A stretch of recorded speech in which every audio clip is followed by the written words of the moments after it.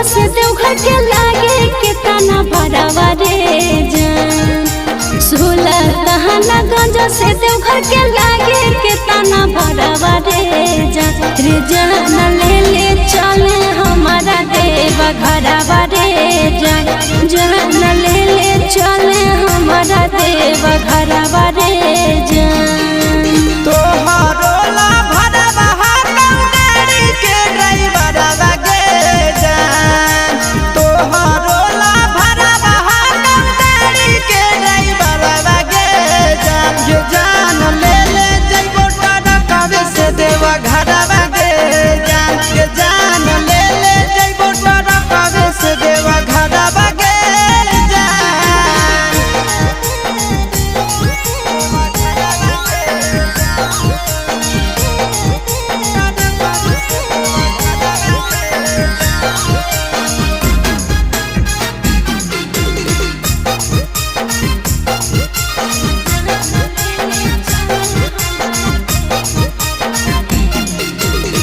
बरसै सावन हमा जब तरसो है मन हमारे।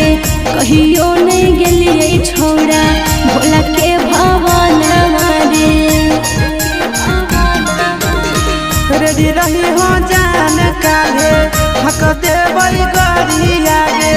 पहले सो मारी ले जइबो बाबा के दुआरी आगे। अरे पहले से किनले ही गेरुआ सूट सलवारवा रे जान।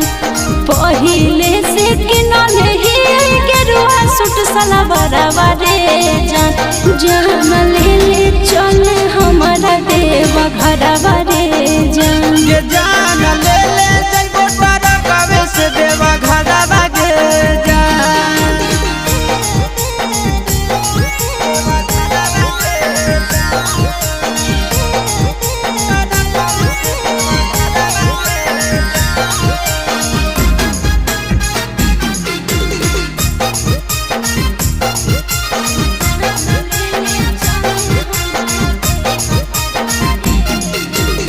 दिलवा में ढेरा दिन से ये है सपना रे।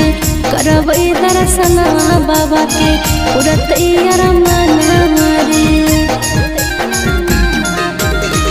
अपन ला भरवा परतो रखे बिसवा सगे। तोरा हम लेके जइबो बाबा के पास गे। साथे जइते आशीष यादव चिंटू ड्राइवरवा रे जान। साथे जइते आशीष यादव नंदन ड्राइवरवा रे जान। जान ले ले चले हमारा देवा घरवा रे